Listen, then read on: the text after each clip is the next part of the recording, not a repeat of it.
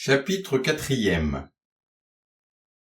Chaque jour, son carnet dirigeait Juliette sur un quartier différent de Paris.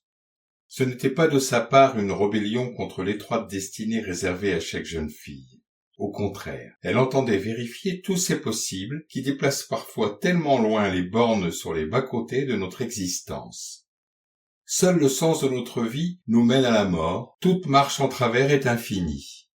C'était cette marche que faisait Juliette en ce moment. Vérificatrice de l'irréel, de l'inimaginable, du non révolu, Juliette s'étonnait de retrouver les êtres qu'un de ses désirs d'enfant avait attirés un quart d'heure à l'existence, emportés désormais par l'âge, soumis au contrôle des concierges et marqués, pour qu'elle n'eût pas de doute sur leur qualité humaine, d'une dent d'or ou d'un coryza. Quel gaspillage du sort! Pour que Juliette pût épouser, ce qu'il y a de plus simple et de plus facile à concevoir, un jeune rentier intelligent et beau, le sort avait dû créer une trentaine d'hommes, les jeter dans des métiers spécialisés et inventer, car c'est le seul point sur lequel aucun homme ne ressemble à aucun autre, 30 modèles de jartelles. Certains étaient mal nourris par lui, et Juliette en souffrait. Certains avaient perdu au feu une oreille ou la jambe. On ne saurait imaginer dans quelle large mesure les possibles ont pris part à la dernière guerre. Certains aussi s'apprêtaient peut-être à lui être infidèles, et chez eux, le thé était prêt. Témoin l'archéologue.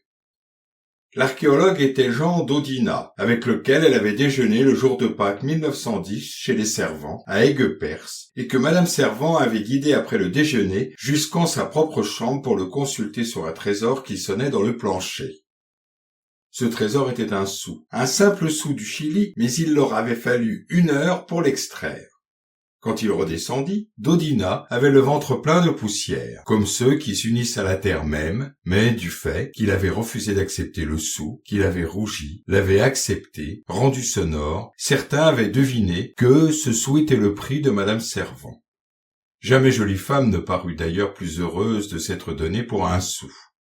Juliette alors avait 10 ans, et d'Odina ne la reconnut point quand elle pénétra dans son entresol.